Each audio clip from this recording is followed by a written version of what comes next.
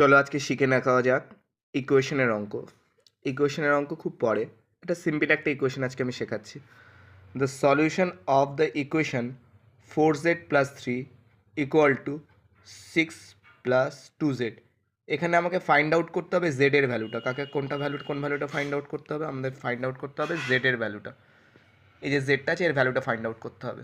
তাহলে চলো সলিউশন করলাম। 4z plus 3 equal to 6 plus 2z। তাহলে দেখো এইদিকে জেড আছে, এই 2zটা রয়েছে, এটা এইদিকে এইদিকে চলে আসলে প্লাস সাইন আছে, এইদিকে মাইনাস হয়ে যায়। আর এইদিকে প্লাস 3 যেটা রয়েছে সেটা এইদিকে চলে আসলে মাইনাস সাইন হয়ে যাবে। এবার 4z থেকে 2z বাদ দিলে হয়ে গেল 2z, আর 6 থেকে 3 বাদ দিলে হয়ে গেল 3। তাহলে z ইকুয়াল টু তাহলে কত হয়ে গেল? এইদিকে 2 মাল্টিপ্লাই আকার আছে, 2 এই যে জায়গাটা আছে, 2 এই জায়গাটা মাল্টিপ্লাই আকারে আছে। তাহলে এটা এই সাইডে এসে গেলে হয়ে যাবে ডিভাইড।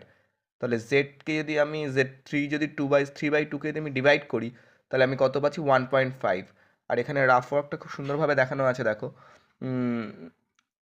3কে 2 দিয়ে ডিভাইড করা হচ্ছে। তাহলে ডিভাইড করলে 2 1 যা 2, 1 নামছে।